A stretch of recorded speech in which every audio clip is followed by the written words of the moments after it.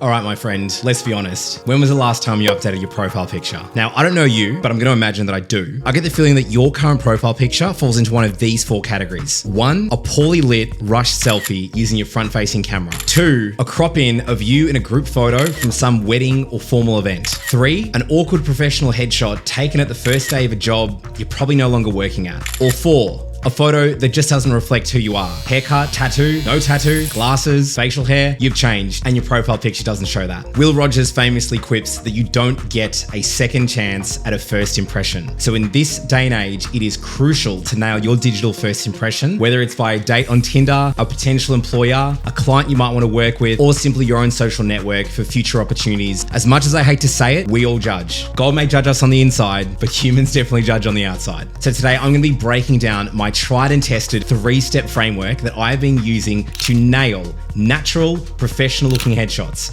most of which I took on my own or even off a smartphone, which means you can do it too. Be sure to stick around for all 3. My favorite is point number 2 because it is one that no one's talking about, but it makes all the difference. All right, let's dive in and level up your headshot. So the first step is to ask yourself, what do you want your headshot to convey about you? Whether it's your brand, your energy, or your style, actually sit there and spend time thinking about this. And prompts that might also help you is, what kind of words, values, or feelings do you want someone to have when they first land eyes on your headshot? If you represent a brand or a business, how can your headshot itself be an embodiment of what your brand or company's values are? So for me, I like being fun, approachable, informative, and always with a big cheesy grin on my face, as you'll notice in most of these headshots. But also, depending on the side hustle or the business that I was in at the time, I would often be really subtle and align my outfits with the main color of whatever that brand was. So if I was DJing, we had black t-shirt. If I was running online coaching programs in my community, I'd run my pink hoodie. Or for a lot of the content you might currently see under my personal brand, I really like the minimalistic, dark, monochromatic colors. That's just how I roll. The reason you want to do this is by focusing in. This helps drive all of the creative decisions that you need to make later on. The difference is we're front loading them right now. So when it comes to taking your photo, it's all taken care of. What I mean by this is, what outfit are you going to be wearing? What environment or objects do you want in the nearby headshot? Should it be an action shot of you doing something relevant to your service or your product, or you looking straight at the camera? These are examples of questions that if you can answer them all ahead of time, you'll have your entire list ready to go. So when the day comes, you're not wasting time trying to make these decisions up. And my pro tip, they say when you take from one person, it's stealing, but when you take from many, it's research. So actively spend 5 minutes on your social media profile after you've watched this video, wherever you're watching this on, having a look at profiles of creators or accounts that you really admire and you look up to. What is it about their profile pictures that make you feel a certain way? And how can you reverse engineer the same process they've had so you can create the same photo for yourself? Here are a few examples of some awesome subscribers from the Creators with Charisma newsletter. Have a look at their headshots, then have a look at what their titles are, and lastly, look at their brand taglines that sit underneath. Do you notice how there's an alignment and you really feel in sync with how they're presenting and what their product, business, or hobby offers? Now, before we move on to the second step, as I mentioned, I've got an amazing community of creative professionals like you that are subscribed to my newsletter. I send one actionable guide every week, Saturday morning, that's going to simplify and level up your content creation. If you're interested in signing up, it's free to join, and you can find a link in the description or wherever underneath this video is. Step number 2, how do you create an environment that shifts your energetic state? The key word here is energy. Lots of energy. Kat Norton, aka Miss Excel, shared an amazing excerpt on a podcast with Jay Klaus, where she reflects on what content represents to her. So I view content and a piece of content essentially as an energy transmission.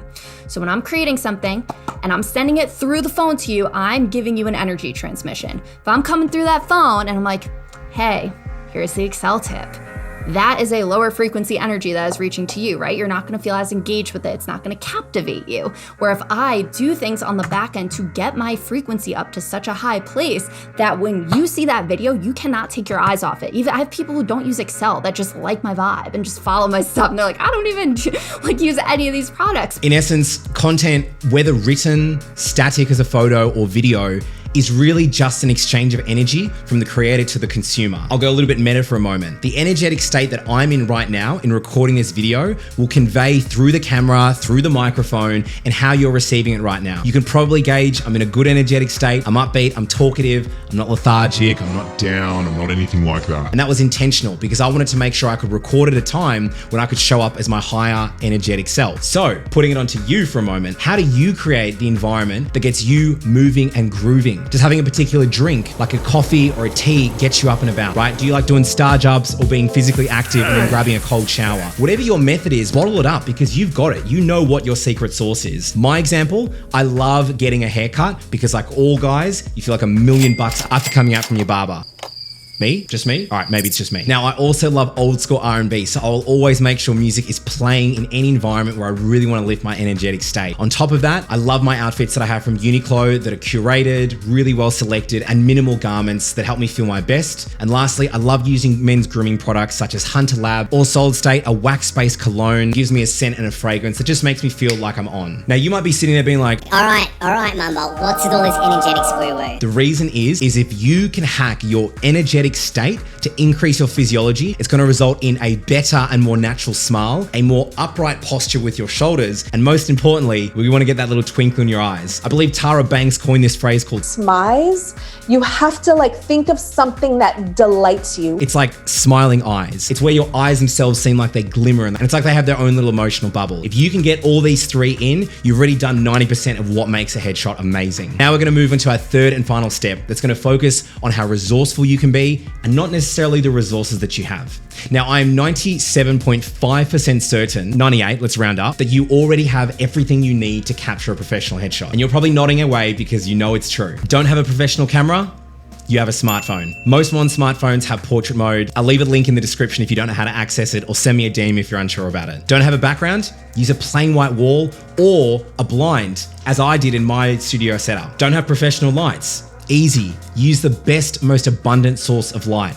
Sunlight. It's natural, and as long as you locate yourself near a window, somewhere where it beams through but isn't glaring directly in your face, you're good to go. You just need to get a little bit creative about the time of day that you're choosing to capture your headshot. Don't have someone to take your headshot? Easy. Use a tripod. You can get those for like $20 on Amazon. I'll include a link in the bio if you're looking for one I'd recommend. Or get creative with an elevated surface, prop it up against something, and use a 10-second countdown timer on your smartphone. So if you, one, spend the time planning of the kind of headshot you envision, so you've got a really clear image in your mind, you know what decisions to make ahead of time to get yourself ready for it. Two, get yourself in an energetic state so you feel good about yourself. Because if you feel good and you exude confidence through the camera, that's gonna exude through your headshot when you finally have it captured. And three is the realization and the belief that you already have everything you need to capture your headshot. I believe in you and I'm rooting from you from afar, friend. In fact, I can't wait to see your updated headshot. And when you do change it, reach out to me on one of my socials, whether it's on LinkedIn or Instagram, and send me an update on how your photo shoot went. The most important thing is you gotta have fun while doing it. Here's me dancing around, having a groove, having a laugh while doing my headshot. The most important thing is it was an enjoyable experience and I was happy to do it again if I needed to.